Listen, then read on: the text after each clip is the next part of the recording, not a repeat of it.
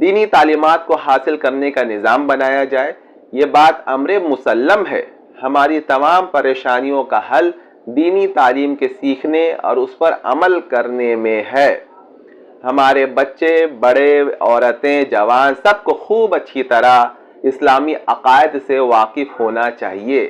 ساتھ ہی ساتھ روزمرہ کے فرائض کے احکام، مثلا نماز، روزہ، زکوٰۃ، حج وغیرہ، اور تاجر کے لیے تجارت کے احکام، مزدور کے لیے مزدوری کے احکام، جس کا جو پیشہ اس پیشہ کے احکام سے واقف ہونا فرض ہے۔ ہم ضرورت محسوس نہیں کرتے۔ اس سے ہو کیا رہا ہے؟ عدم حرام کاری جو ہے اسلامی معاشرے میں، مسلم معاشرے میں جو ہے ایک دم بڑھتی جا رہی ہے۔ سود کا لین دین عام ہوتا جا رہا ہے، اس کو ایک کاروبار کے طور پر مطلب جو ہے یہ لوگ چلا رہے ہیں۔ بہت میرے ٹچ میں بہت سے لوگ ہیں جو اس کو ایک کاروبار سمجھ کر یہ کر رہے ہیں۔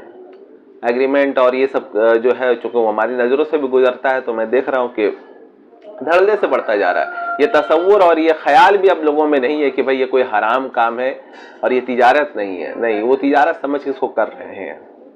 اسلامی عقائد کو خوب اچھی طرح سمجھا اور سمجھایا جائے اور روزمرہ پیش آنے والے مسائل کے شرعی احکام سے واقفیت حاصل کی جائے۔ یا تو صحیح العقیدہ علماء سے براہ راست سیکھا جائے یا ان کی کتابوں کی گھر میں تعلیم کی جائے۔ مثلا اسلام کی بنیادی تعلیمات، حضرت مولانا اشرف علی تھانوی رحمۃ اللہ علیہ کی لکھی ہوئی کتاب ہے یہ۔